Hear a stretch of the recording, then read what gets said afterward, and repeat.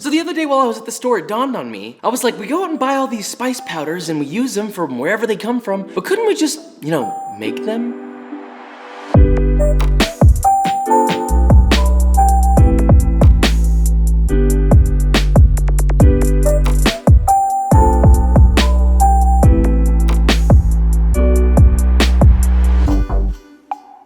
So yes, that is right. We are making our own spices. We're not like growing our own star anise or anything like that, but we are gonna learn how to make spices out of everyday things that we buy. Now, there are many ways to go about this. There's not a ton of alternatives, unfortunately, but the main thing that we need to talk about is using a dehydrator. So knowing that subject, obviously it just made sense for me to partner with my old homies.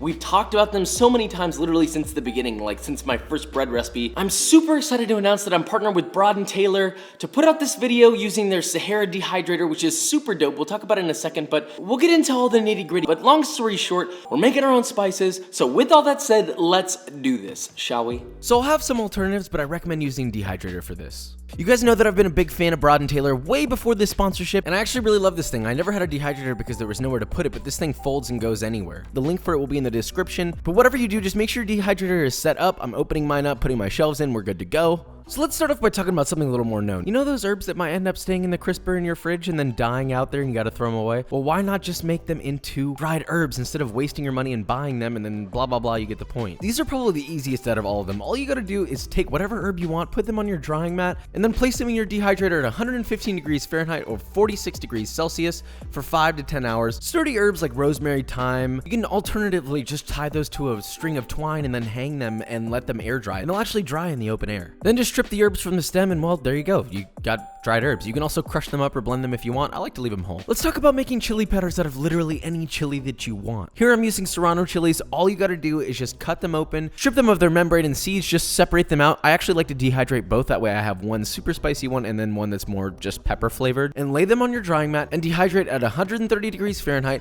or 54 degrees Celsius until completely dry. And anywhere between about 6 to 12 hours. They should snap when they're done. Then just toss them in a blender and then make sure you're blending the seeds separately from the flesh. And be very careful when opening your blender because it makes the air a little bit spicy. Well, opening this because this is spicy and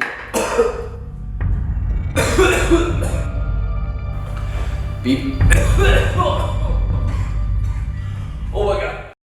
And that's it, you've got chili powder out of anything. Serrano powder is amazing, trust. Now let's talk about reducing waste really quick. You can dehydrate a lot of different kinds of vegetable and fruit skins to make a flavored powder. The two that I want to talk about are either tomato skins or onion skins. Yes, you can absolutely use onion skins. Just make sure that there's no like dirt or anything yucky on them. So to do that, you're just gonna place them on your drying mat and then dry them at 130 degrees Fahrenheit or 54 degrees Celsius for about 5 to 8 hours or until super duper dry. Then just like the rest, blend until you get a nice smooth powder, and that's it. These are just two examples of ways that you can use stuff that you usually throw away to make a spice. Just do me a favor and make sure to Google if it's edible before you do that. And while we're at it, let's talk about garlic powder. It's really easy. You literally just slice garlic. I did it on a mandolin. Place it on your drying sheet, but make sure it has a silicone mat over it or something like that. Then the same temperature as anything else, 130 degrees Fahrenheit or 54 degrees Celsius for 8 to 12 hours or until super dry and crisp. Blend, powder, garlic powder, done. Let's talk about mushroom powder. This stuff is so potent. You can add umami and mushroom flavor to literally anything.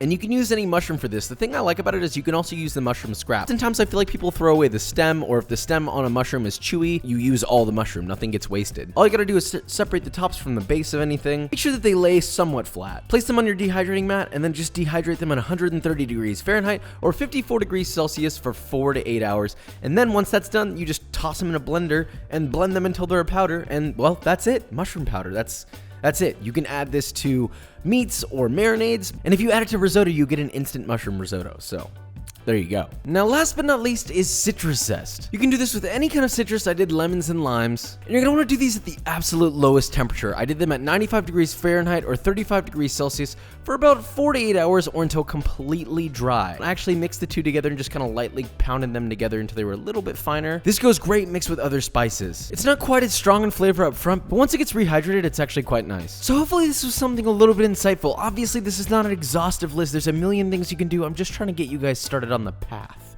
You know, I didn't really breathe much when I was saying that, but you get the point. Now, since we still got the dehydrator whipped out, let's sample these spices on some jerky. First, you're gonna want to really thinly slice a 2.5 to 3 pound or 1,100 to 1,300 gram eye of round roast. Real thin, as thin as you can. You need a sharp knife. If you need, have your butcher do this for you, the thinner, the better. Well, maybe not paper thin, but you know, as thin as you can. Now, the marinade is really simple. It's gonna be 1 cup or 236 milliliters of soy sauce, half a cup or 118 milliliters of honey, half a cup or 118 milliliters of Worcestershire sauce, 2 teaspoons or 4 grams of dried thyme, 1 tablespoon or 7 grams of mushroom powder, 1 tablespoon or 7 grams of garlic powder, and 2 teaspoons or 5 grams of serrano powder. Now you might be like, Josh, that's not 2 teaspoons. Yeah, we'll mix it up, and look, there you go, I added more, all right? You happy? Now, once all that's mixed together, just take your beef, sort of slap it all in a container, pour your marinade over, make sure that it's completely submerged. If you need to add something on top, some sort of weight to keep it down, that would be wise, and then just cover it and place it in the fridge overnight.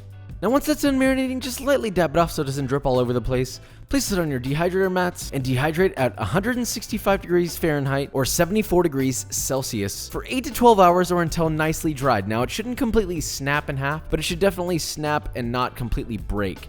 If it's still raw, you got a problem, brother. And for those of you worried about bacteria, for one, the salt should take care of that, and for two, your dehydrator needs to be accurate enough to go that hot. If it doesn't, then add a teaspoon of curing salt. Anyway, store your beef jerky in an airtight container and place it in the refrigerator, and it will last a long time. I know, refrigerator, what's the whole point of dehydrating it? It's just an extra safety precaution, all right? But do you want to know what else is an extra safety precaution? B-roll.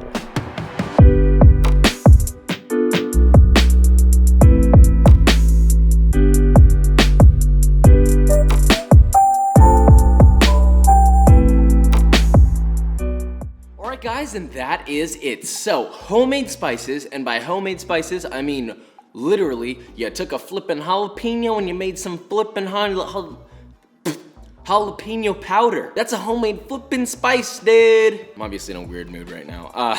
Really quick, just a huge thank you to our homies at Broad & Taylor. You know that I've been talking about them forever. Literally, like, way back. I'm just super thankful to be able to work with them, and you guys have been the reason for that. So thank you to them, thank you to you. Their dehydrator is gonna be in the links in the description. Be sure to click it and check it out if you wanna get yourself one. Christmas is coming up. They just dropped their prices. You know what to do. In terms of updates for me, honestly, I don't know when this video is being posted, so I'm gonna try and not add anything else to this to not confuse the timeline. But with all that said, if you enjoyed this video or you learned something, leave a like, subscribe, and I will see you next time.